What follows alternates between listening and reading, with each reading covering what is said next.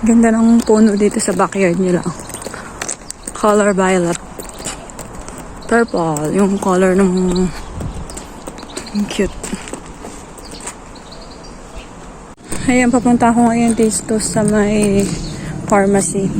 So, ngayon is Friday. So, half day lang sila. Ayan, ito yung aking hacienda.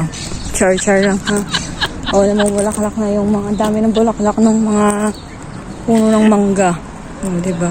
May nakita ako nakapunta dito. Kasi nung nakaraan sa super farm ako na ganyan. O, diba? Ayan, nandito na ako sa Kupat Kulim. So, half day lang ang Kupat Kulim ngayon. Ang pharmacy.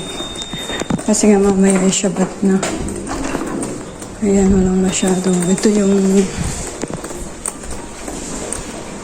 So, yung pharmacy dito ay sa second floor. So, dito na ako dadaan sa hagdanan.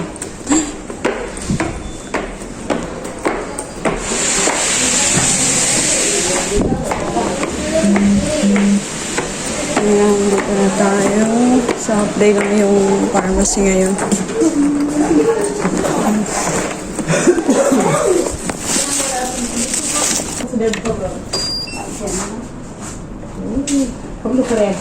Ayan, tapos lalabas siya.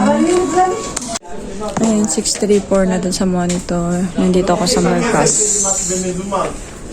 Susunod na ako. Ayan, pauwi na ako. Nakakuha na ako ng gamot. Pero yung vitamins, hindi ako nakakuha.